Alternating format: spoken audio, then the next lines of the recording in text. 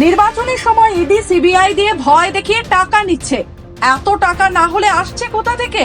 প্রশ্ন মুখ্যমন্ত্রী মমতা বন্দ্যোপাধ্যায়। তিনি আরো বলেন, এটা আরো একটা খেলা।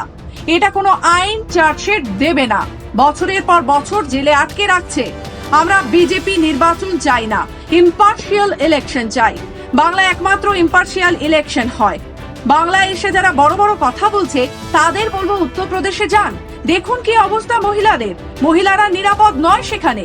বিজেপি এ রাজ্যে দাঙ্গার, তাতে এ রাজ্যের মা বোনেরা খুশি নয়। মুখ্যমন্ত্রী এদিন 10 তারিখে ব্রিগেডে আসার ডাকও দেন। তিনি বলেন, আমি সবাইকে বলবো যারা নবজাগরণ, নব সংস্কৃতি গড়তে ভালোবাসেন তারা 10ই মার্চ ব্রিগেডে আসুন, গর্জন করুন, বাংলা এগিয়ে যাবে। বিজেপির সভা হলে রেল পাওয়া যায় লোক আসার, আর তৃণমূল টাকা জমা দিলেও রেল বাতিল করে দেওয়া হয়। নব সংস্কৃতি করতে ভালোবাসেন, নব্যতা করতে ভালোবাসেন, আমি সবাইকে বলবো দলে দলে মানুষ আসুন আর গর্জন করুন। ব্রিগেডের ময়দানে দাঁড়িয়ে বাংলা মাথা নত করবে না, বাংলা মাথা নত করবে না, বাংলা মাথা নত করবে না। বাংলা এগিয়ে যাবে।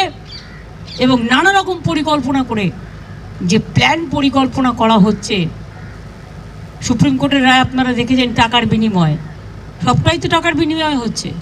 এ টাকা আসছে কোত্থেকে? আমাদেরও তো প্রশ্ন এটাই। আমরা তো চাই স্টেট ফান্ডিং অফ ইলেকশন।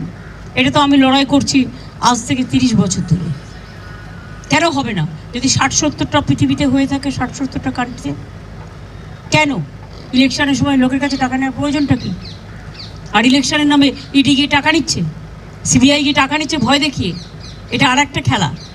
তারপরে এটা কি আইন যে সিজার লিস্ট পর্যন্ত দেবে না, বছরের পর বছর অ্যারেস্ট করে রাখবে? সে জানলো না তার কি অপরাধ, সে নিজেকে ডিফেন্ড করতে পারবে না।